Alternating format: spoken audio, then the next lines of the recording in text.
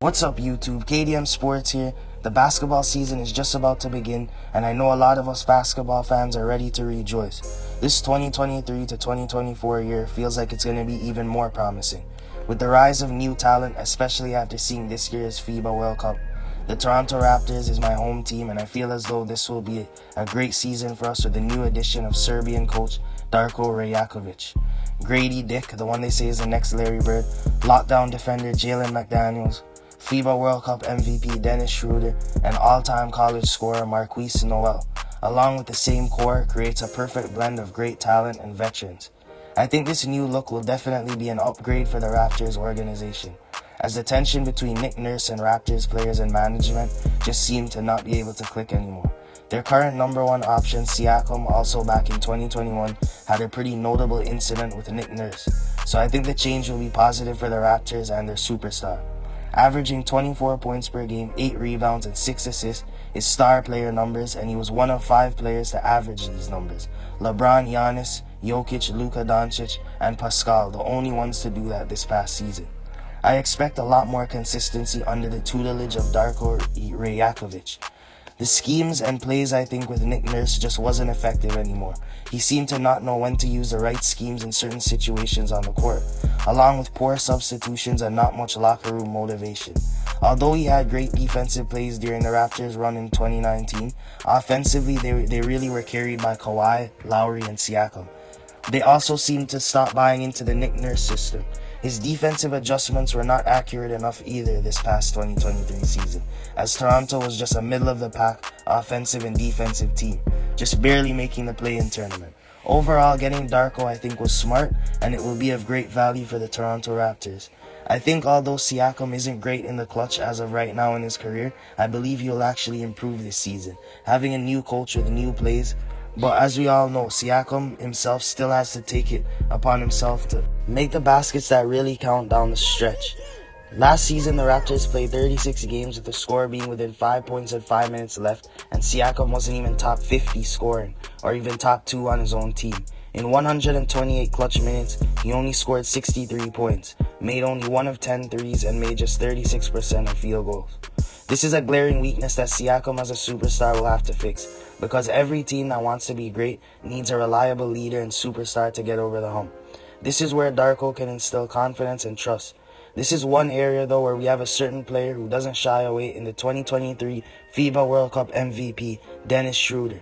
Big time player. If you look at Germany's run, Dennis was hitting big time shots at timely moments to put Germany over the top in the World Cup. In LA, playing in a much lesser role, he managed to score much more points in crunch time than Siakam. In 115 minutes, Schroder shot 52.6% from the field and was 10th best in the NBA in plus-minus. Being able to set screens and play off Schroder will be good for Siakam. The chemistry between Pascal and Dennis will be crucial for the Raptors this upcoming season. Darko will have to be the mastermind behind the Raptors this season, being highly experienced and having the luxury of assisting Phoenix, Memphis, and OKC when they were top contenders, along with being around great coaches like Coach K for Team USA and working under a champion in 5 different overseas leagues in Sasha Djordjevic, gaining knowledge from the Serbian national team who just made the FIBA final. As I mentioned in my last basketball video, the rise of Eastern European talent is for real. These guys train to play basketball the right way offensively and defensively. They're more skilled. The late great Kobe Bryant once mentioned something along the lines of that as well in a post-game interview back in 2015. We should have high hopes as Raptors supporters because I truly believe that this stint in Raptors history will be a successful one.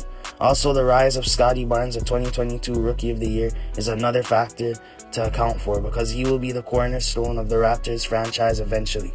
I think he has a lot of upside to him and he'll break out. Killer mentality, and he was the best in the clutch for the Raptors last season. He made 54% of shots down the stretch late in games. This will take some of the pressure off the other Raptors players having another potential star. Someone who will help Scottie's floor spacing will be 2023 13th overall pick, Grady Dick. He's very talented and has a lot of potential in my opinion if he can stay on the court defensively. I think though that those two playing together will be fine, as Scottie's strength is the defensive end and Grady's is the floor spacing and offense. Jalen McDaniels, as I mentioned, a new addition, is an underrated defender, and I think you'll have a lot of attention on him this upcoming season. Because an interesting stat that I found was that Jalen McDaniels would have finished 6th among small forwards if he was able to play 24 minutes per game. He's going to be a big impact on the defensive end. If you look at the roster of the Raptors, they really have the ability to play great defense.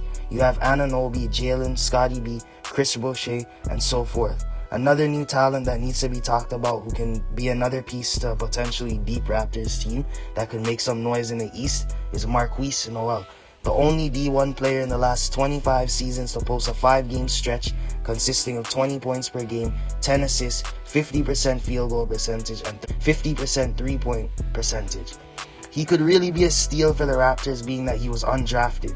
We've got an exciting season coming up, and I can't wait to see how this postseason ends up. I think the Raptors could finish top 5 in the East this season and possibly make it to the Eastern Conference Finals once again.